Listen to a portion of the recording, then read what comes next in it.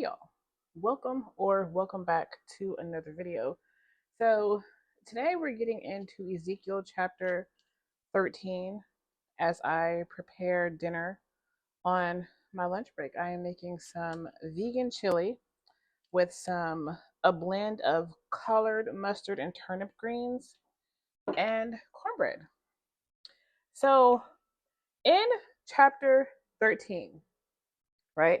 Yo was like, you know, say to the prophets, right, the ones who are prophesying, he said, hear the word of Yahweh. Woe to the foolish prophets who are following their own spirit without having had a vision. O Yasharal, your prophets have been like foxes among ruins. You have not gone up into the breaches, nor do you build a wall for the house of Yasharal to stand in battle on the day of Yahuwah. Their visions are false and their divinations a lie, saying, thus declares Yahuwah, when Yahuwah has not sent them, yet they expected the word to be confirmed. Have you not seen a false vision? And have you not spoken a divination of lies? You say, Yahuwah declares, when I have not spoken. First of all, that is where the commandment says, do not use his name in vain. That is using his name in vain. That is absolutely taking his name in vain, right? Because you're saying he said something when he didn't. You're bringing his name to naught. You're bringing it to nothing. You're lying. That is blasphemy. How many people still do that today? How many people do that today? It is wild to me that people still lie and still think that, oh, it's nothing, that they are using the Father's name in vain. Like, come on now. That is crazy. And so he's saying, y'all are believing all of these people, all of these prophets, and everything coming out of their mouth is a lie. It's a lie. Yet y'all are believing it. So he goes on to say, my hand shall be against the prophets who see falsehood and who divine lies. They shall not be in the council of my people, nor be written in the record of the house of Yashral. And they shall not enter into the land of Yashral, and they know that I am the Adon Yahuwah. He's saying these prophets, right? Now, mind you, these are the prophets who came to Ezekiel, right? They came and sat down in front of him, 25 of them, right? Because he said that they had said in their hearts, they had their idols in their hearts. So first he said the proverb that they have is the days go by and every vision shall come to naught. Because a lot of times when prophecy is given, it takes a while before it happens. It usually does not happen in the lifetime of the people that the prophecy is given to. But these prophets have come to Yahweh having their own idols and having their own minds in their hearts, like coming to Yahweh like, oh, we have some questions. We want to inquire of you. Why? Why do that? Right? And so in the rest of chapter 13, he uses whitewash, right? A lot of this it can be literal, but it's also figurative. So whitewash is like a plaster. It's fake stuff, right? They use it just to cover up something. So when I looked it up, whitewash means uncertain, untempered mortar. It also means foolish, insipid, tasteless, unseasoned. It's a traditional paint formed slaked from slaked lime, a way to cover up wrongdoing. So to cover with paint or figuratively to conceal or gloss over a scandal. So this is in reference to them saying peace when there is none, trying to conceal the truth. So they're saying that there's going to be peace, but there is none. Like, how is there going to be peace? Like, y'all are lying. Yahweh never said there was going to be peace. There was going to be utter destruction. Utter and absolute destruction. So then he goes on to say, and I shall throw down the wall you have coated with whitewash and bring it down to the ground, right? And its foundation shall be uncovered, and it shall fall, and you shall be consumed to the midst of it, and you shall know that I am Yahuwah.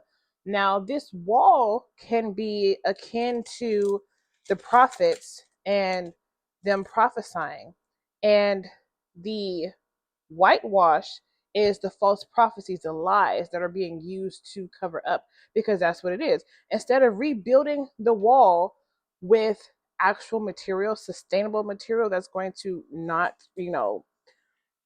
that's going to stay for a while, that cannot easily be torn down, they're sitting here building up people with lies.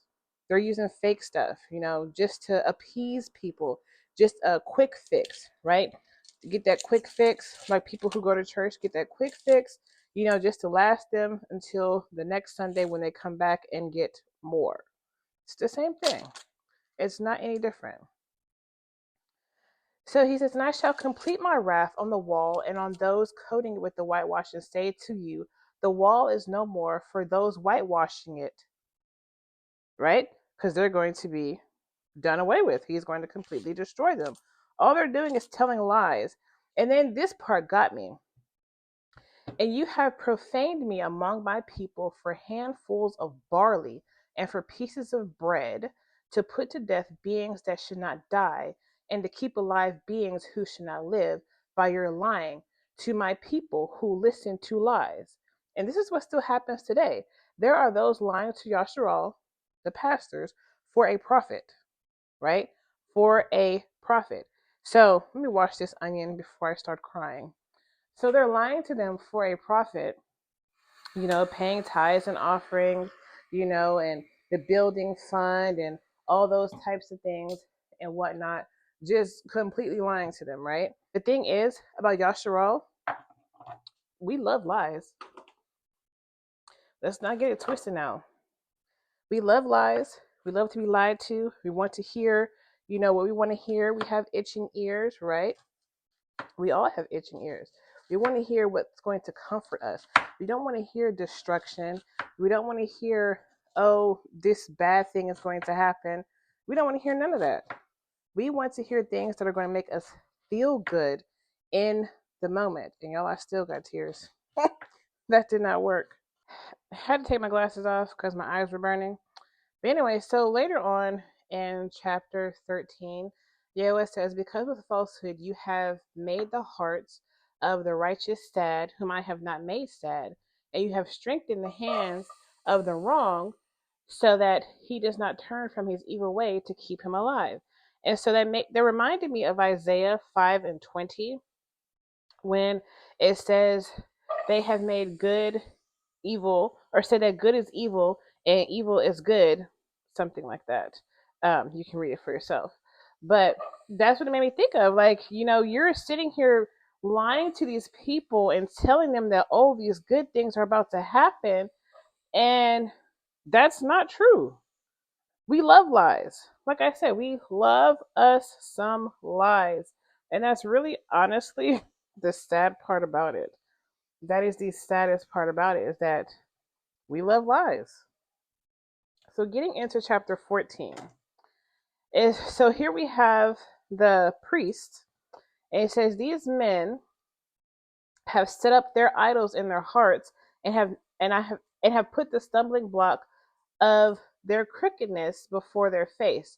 Should I let them inquire of me? And then Yahuwah, he goes on to say, let them inquire of me. The falsehood that they're looking for, I'm going to give that to them. Therefore,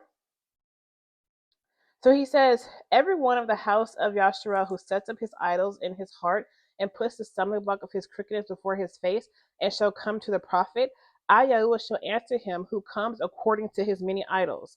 So he will answer them according to whatever their idol is, right? Giving them falsehood, just like they're giving other people falsehood. And that's the thing. People don't realize, like, no, Yahuwah, he can do evil. He's not evil, but he can do evil because he's Yahuwah. He created evil, right?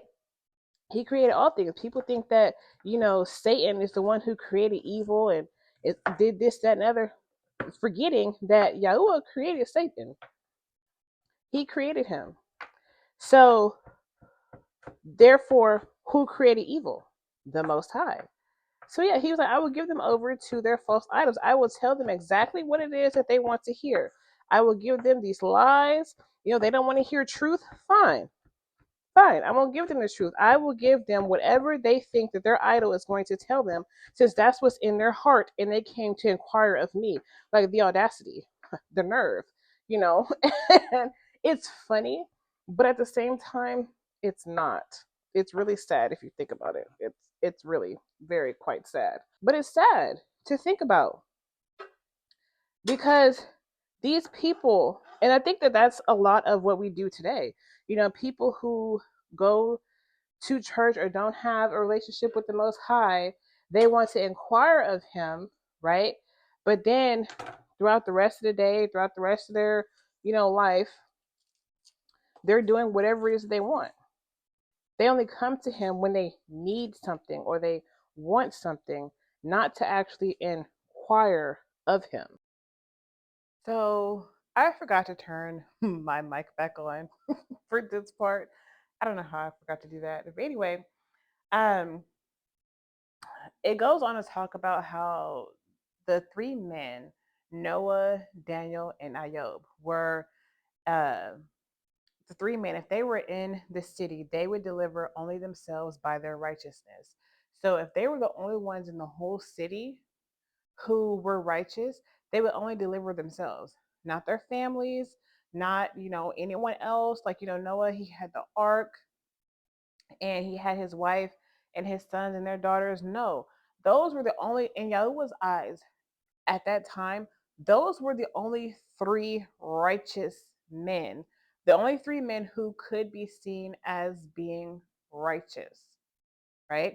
He only considered them to be righteous. And he says that three times. So in Ezekiel chapter 14, verses 14, then he says it again in verse 17, in verse 16, and in verse 20. So actually, he says it four times.